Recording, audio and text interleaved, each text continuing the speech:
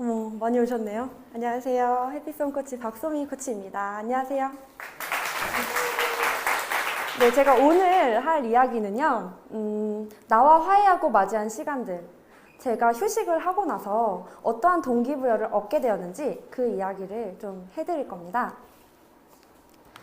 여러분, 휴식은 시간 낭비가 아니라 회복이다 라고 데일 카네기가 이렇게 이야기를 했습니다. 저는 항상 비정상적인 것을 정당화시키면서 살아왔습니다. 보시면 교감신경계의 흥분도라는 것인데요. 스트레스가 어느 일정 수준을 넘어가게 되면 우리는 흥분하거나 짜증이 나거나 이렇게 감정으로 표현이 되게 돼요. 그러나 그 일정 수준을 넘어가지 않는 선에서는 저희가 이 스트레스를 감당해낼 수 있는 상태라고 표현을 합니다. 여기까지는 너무나 당연하죠. 근데 문제는 이 스트레스가 계속 반복될 때입니다. 이 스트레스가 계속 반복이 되게 되면 우리가 이 긴장감을 계속 유지한 채 쉬어도 쉰 것 같지 않고 뭔가 계속 불안감에 휩싸여서 힘들게 되거든요. 이렇게 긴장감 속에서 우리의 불행한 삶, 저의 불행한 삶은 싹트기 시작했습니다. 부모, 사회로부터 도대체 네가 할 줄 아는 게 뭐야? 저는 그런 이야기를 들으면서 저의 학창시절을 보내게 되었습니다. 근데 저도 저 스스로 제 자신에게도 너 괜찮아, 소미야 너 괜찮아, 너 잘하고 있어 라고 말해주지 못하는 감정의 상태였어요. 근데 이것의 좀 약간 업그레이드된 버전이 무엇이냐면 열심히 살아야 돼. 나는 부족하니까 무조건 열심히 살아야 되고 달려야 돼. 그러면 난 뭐라도 될 수 있을 거야. 라는 생각을 가지고 살게 되었어요. 근데 이것의 어떤 정점은 무엇이었냐면 제 대학생활 때인데요. 대학생활 때는 제가 인정과 칭찬만 주면 정말 뭐든지 할 수 있을 무한 에너지를 가지고 있었습니다. 정말 쉬는 시간이 단 한순간도 없고 주말에도 투잡, 쓰리잡을 뛰어가면서 정말 열심히 달려왔거든요. 그것의 결과물이 이 다음에 나오는데요. 매학기 장학금을 타게 되고 그리고 성적도 약간 좋게 졸업을 하게 되고 그리고 여러 가지 직업들을, 그러니까 일을 하게 되면서 1,000만 원짜리 통장을 얻게 되고요. 그리고 마지막으로 교육회사에 취직을 하게 됩니다. 아무것도 없는 사람치고는, 그렇게 별 볼 일 없는 사람치고는 제 생각에는 꽤 괜찮은 성과를 얻었다라고 생각이 드는데 그럼에도 불구하고 저는 항상 불안했습니다. 나 자립에 성공했는데 왜 이렇게 불안한 걸까?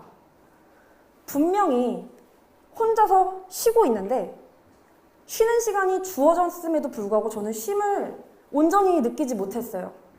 항상 불안했고 화가 나 있었습니다.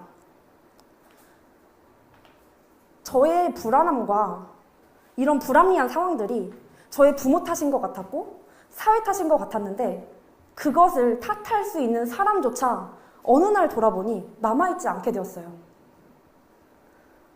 그런데 저의 인생을 바꿀 질문 하나가 나타나게 됩니다. 불안감과 우울함 속에서 이렇게 가만히 앉아서 이렇게 불안함에 떨고 있는데 그럼 도대체 내 옆엔 누가 남아있는 거야? 여러분 옆에 누가 남아 계시나요? 누가 곁에 있나요? 저는 이런 질문 속에서 계속 방황하다가 휴식을 하게 됩니다.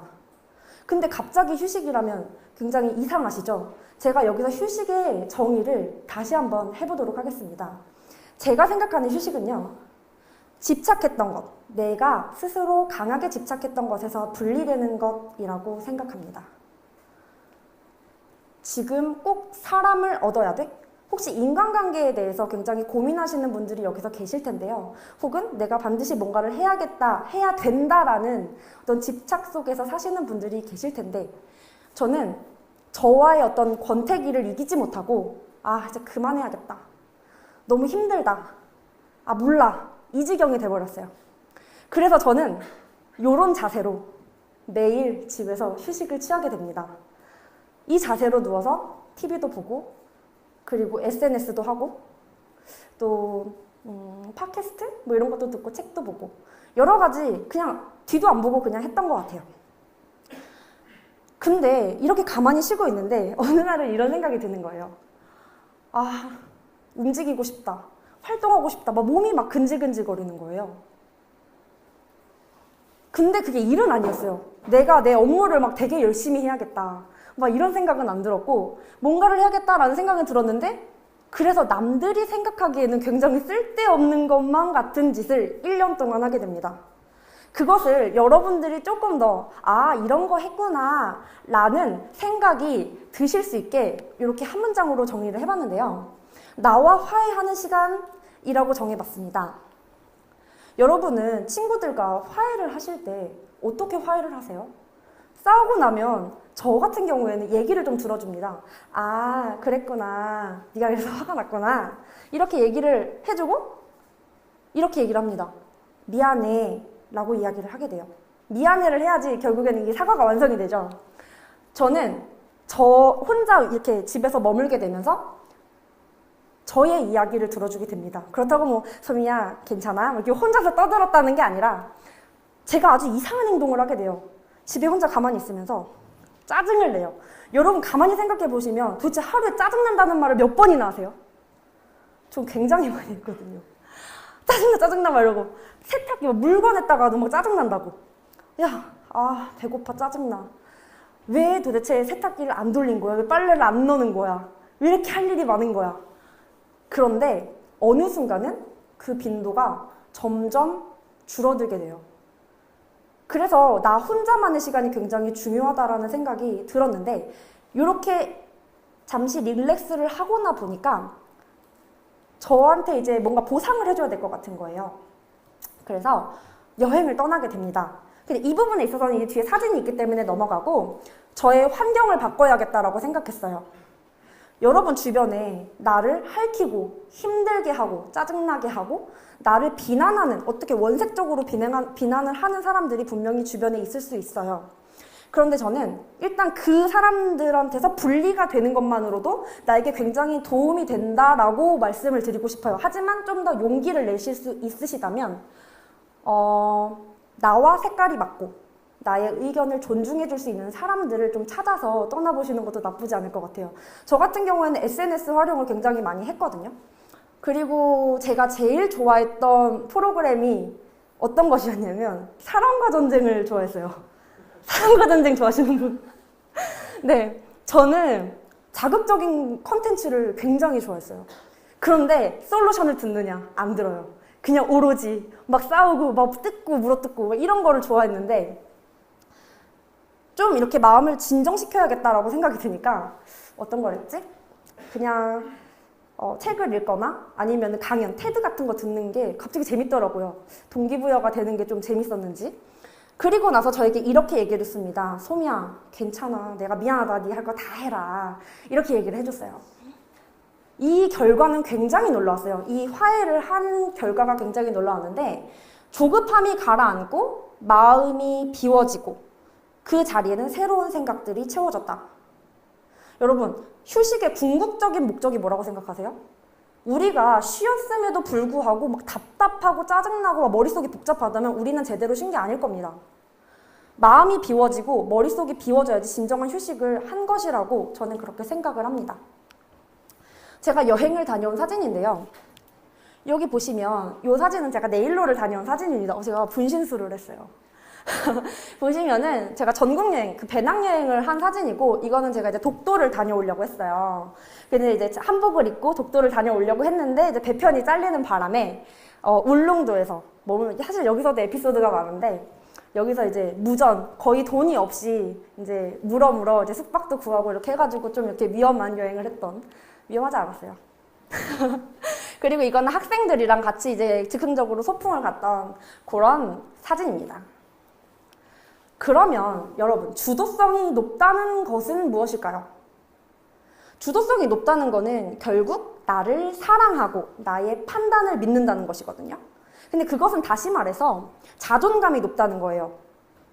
여기서 중요한 것은 나와 사이좋게 지낼 수 있어야지만 결국에는 요것들이 가능하다는 거예요. 그리고 나와 사이좋게 지내야지만이 결국에는 주도성이 높아진다는 건데 그럼 도대체 주도성이 뭐냐? 자기주도적인 삶이라는 것은 무엇이냐? 저는 이렇게 생각을 해요. 내 선택이 모이고 모이고 모여서 결국에는 자기주도적인 삶이 완성된다 라는 생각을 하거든요. 그래서 니 그렇게 살아서 뭐가 남았냐? 라고 물어보는 사람도 있었어요. 그러면 나는 통장이라는 표현 아시는 분 있으세요?